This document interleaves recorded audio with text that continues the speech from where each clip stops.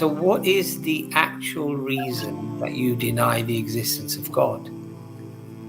Well, like the position that you're in now is really a type of nihilistic position. You say that you don't believe in science, but actually you seem to take refuge in that in your arguments. This idea that the science is the way, is the salvation for human, this is all humbug. That doesn't mean anything. Well, yeah, science may be the death of us all. I mean, So what is the actual reason that you deny the existence of God? well, like I said, the claimed revealed texts of God, whether it's the Jewish, Christian, or Muslim God, don't make sense to me. Okay, what doesn't make sense about the Quran to you? It's ambiguity, for one. We just talked about, why would you give a divine revelation to all of Earth that's pretty much a riddle to some degree, right? Like, again, forbidden to use the flesh of swine, right? 5:3. Forbidden to use the flesh of swine and carry on. And today we have perfected your religion. Okay? That's a very, very clear statement. You can't eat pork. Forbidden to use alcohol. I don't think that's in the Quran, but maybe in the Hadiths, right? It is in the Quran, yes. Okay, yeah. But then there's all these other ambiguities, right? Like, what is Hizbah? What do you guys... So you're saying basically because there are some verses that are ambiguous, even though God has told me that He's placed them there, for that reason, I'm going to reject the book. Is that what you're saying? Correct. Okay. Well, I mean, I don't know what to say, quite frankly. Okay. If God tells you that I've put these verses in there to test you, to see which ones of you are true believers from the ones who are corrupters, and because that doesn't sit well with you, you reject the book. Yes, correct. I reject the God. Do you apply the same level of scrutiny to your science that you believe in? Absolutely. So why do you accept it then? Well, I just said I don't believe in science blindly. I'm not sure if the Big Bang Theory is correct or not. I'm more than willing to be critical of it and say, hey, this doesn't make sense to me. That doesn't make sense to me. I'm not a science believer. Science, though, does prove some things. We've cataloged the human genome. We know what bones are there. Back in the day, they used to bleed people if they got sick because they didn't understand where disease was. I remember Neil deGrasse Tyson was talking about Muslims, and it's like, oh, well, you guys wash yourself 5 times a day before prayer, and that probably helps with illness, right? But Muhammad didn't, talk about germ theory. There's a book called The Knowledge this guy wrote, and it was back when like Walking Dead was big and World War Z. And he actually consults with the Pentagon and the CIA on possible scenarios of catastrophic things that could happen. And so anyways, the guy was interviewing him. He says, well, okay, so we have a post-apocalyptic world, society's kind of wiped out. What is the one thing you would want to take as the knowledge moving forward? Libraries are all destroyed, whatever. And the first thing popped in my head was the wheel, right? You want the wheel. That's an important invention. And he said, the scientific theory, or, you come up with a theory, you test it, scientific method. And I was like, oh, well, that's interesting. That's like the one knowledge he wanted to pass on was the scientific method. And I think the interviewer was kind of thinking more along my lines of something mechanical or whatever. And so he says, well, what's the second thing? And he said, well, germ theory would be the second thing, right? He's like, 200 years ago, people in London were, throwing their excrement into the Thames and then drawing their drinking water from the same river, 20 feet away. I remember years ago, I was watching a thing and, like when you see the kids with the big swollen bellies, it's from a parasite that gets into your intestines. and it releases gas, and you get this big swollen belly, and it comes from a worm or a snail in the river. And the snail actually feeds on human feces, right? So when you're flushing your sanitation into the river, and then people are going into the river to bathe or to draw drinking water, this snail has like a parasite that goes into your system. And they had gone in, the UN had gone in, told everybody about it, and they're asking this one woman, 10 years later, do you know where this illness comes from? And she's like, yeah, it comes from this snail over here. She walks into the water and picks one up. It's like, okay.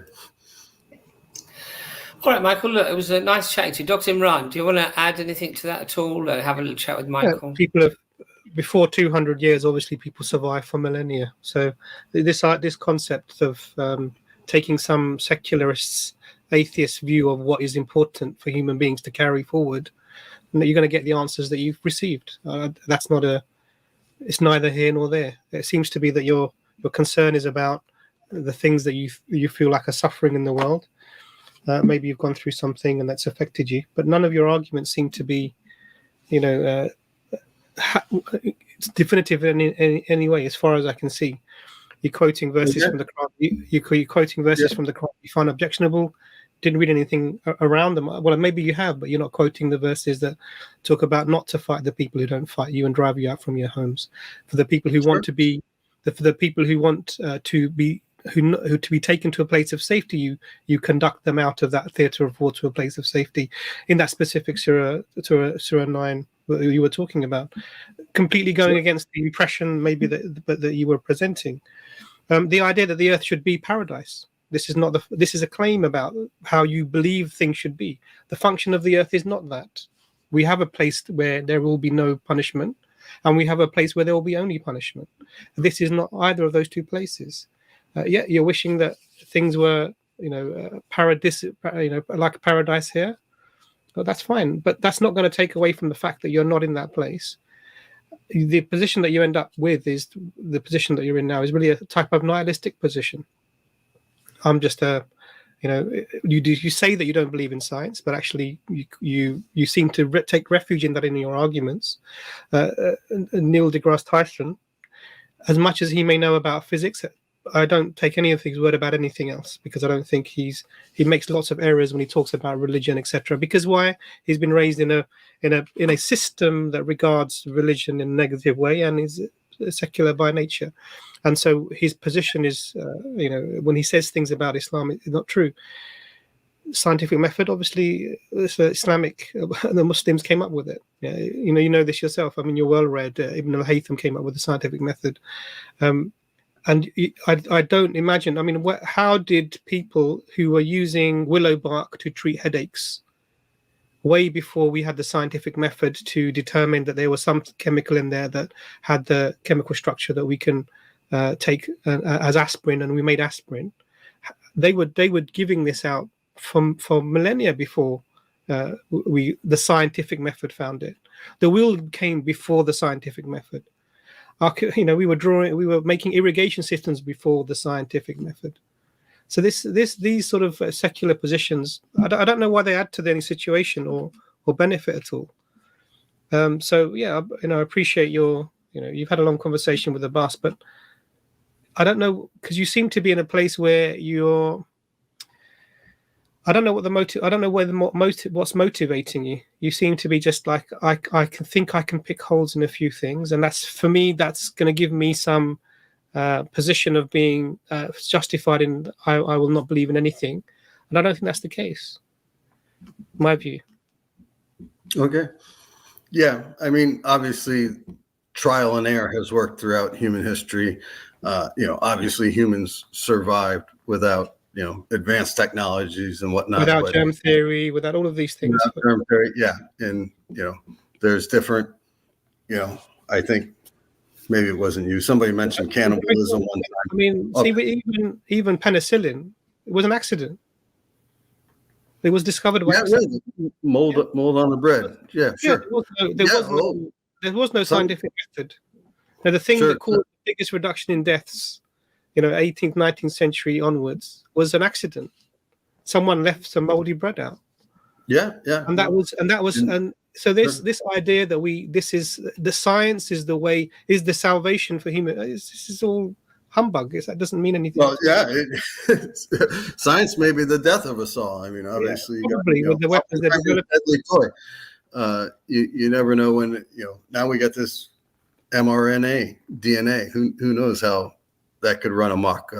AI and all sorts of things could. It could be like Terminator or something. The machines may take over. COVID, I would think, was probably accidentally released from a lab. We still have smallpox around that we're studying and things like that.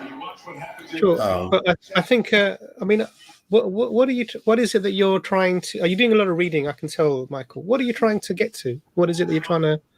Yeah, no, I like talking to people who disagree with me. I don't know what's going on with the TV, but I'm a fan. I think the game is calling you. Yeah. There's a minute 35 before halftime, and the Lions are punting. So, anyways, gentlemen, it was always nice talking to you. Hopefully, I'll see you again. All the best. Take care, man. Maybe we don't go back in the same circles next time. We'll get into some details on Sharia or whatnot. Whatever you like. Take care, Mike. All the best. All right. Thank you, guys. Bye. Sorry, Nazam. There's a long conversation. I think I really wanted any thoughts on that at all because I just want to because there are a few things that I think need to be just clarified. Well, one is that any ambiguity somehow undermines anything. This is not the case. The majority of the Quran is very fundamental, very clear. That's the vast majority of it. And this is completely something that you have to hold as a foundation. Most and everything that we need to get us closer to the paradise and to establish the religion in our minds for ourselves is also very clear. Yeah. Now, I think please.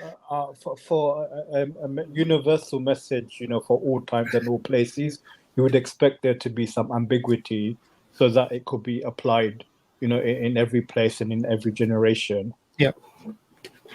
Absolutely, that's a very fundamental point. And some of the information, it's actually designed to humble you. So if you read the Surah Fatiha and then it goes to the Surah Baqarah, the dua at the end is actually to Surah Fatiha is for guidance. Yeah. And the first verses you're given are verses that you do not understand. Alif Lam Mim. Yeah. And what's the point? Because Allah says that this, and then Allah goes on to say that this is the book in which there is no doubt. So you have to humble yourself. This is almost an example of, the place where this knowledge is coming from. It's so profound that this is where the guidance is coming from. But you have to humble yourself epistemically to this knowledge. Just like when you go to a someone, say for example, you go and see your dentist or your doctor or whatever, or your lawyer for whatever reason. You're gonna take their advice because they know better and they have, and even there may be things you don't understand. I don't know what subsection 2, Article 4, Part 1A means. I've got no idea what that means. Party 2 treatment X, Y, Z, and you have but actually you say, okay, what do you? And you ask for the clarification and information is given to you, and you accept that why based upon understanding that there's knowledge that I don't have access to, and sometimes these things are, pointed out in the Quran by these methods. So go on, well, another explanation I've heard with regards to the Huruf al-Muqaddamat, the letters that appear in certain chapters, is this is to show that the Quran is in clear Arabic, and it's like part of the challenge of the Quran. Like Allah's challenging the unbelievers to produce a surah like this, and they can use these letters in order to produce something like or similar to the Quran. This is one possible explanation that's been given. I just find these conversations with people who say that they are doubtful about Islam, they're doubtful about Christianity, they're doubtful about God, and then they have no doubts about their scientific positions, even though the scientists themselves often disagree. Also, often the science itself starts to establish the veracity of actually believing in a first cause, a first creator or the necessary existence. They then reject that type of notion. So I think they cherry pick what they want to believe, and they discard whatever is uncomfortable. I mean, if we look at, for example, when we were talking about Einstein and the static state model of the universe, as Einstein thought it was, until obviously Hubble's experiments proved otherwise. There was a reason why the static state model was actually so welcomed within atheistic circles, because it simply then said, well, yes, the universe just existed without any need for explanation. There's no beginning. It just always was there. But of course, when we had the theory changed in relation to the new science that was now confirmed and discussed, it suddenly became apparent that the universe had a beginning. And then that posed lots of questions. And so I think what a lot of people would like to do is they would still like to perhaps in some way accept this static state model of no beginning. But you've got Nobel Prize winning laureates who are saying that even the cyclic universe cannot escape a beginning. You have to have the beginning, right?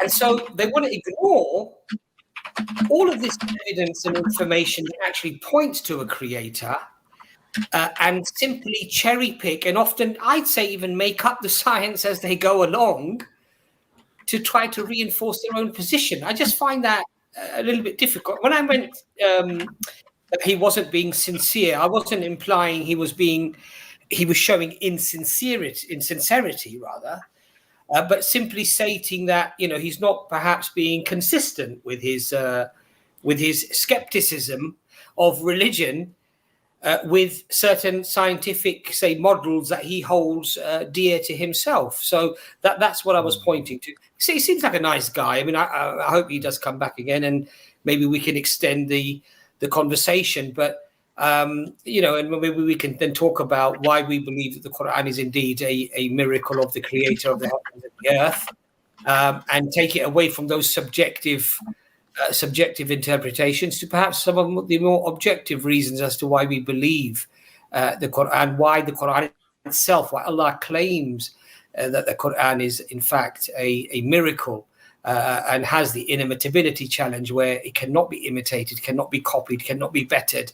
You cannot bring something like it, the Quran says. It's a very profound claim, especially when you have a time when the poets and the writers and the storytellers were at their peak. Rhetoric and poetry was at its peak in Arabian society. And then to challenge those people who were masters within the linguistics of Arabic, to come and bring something like it, to come and even bring a chapter like it, which is only 3 verses, the smallest chapter.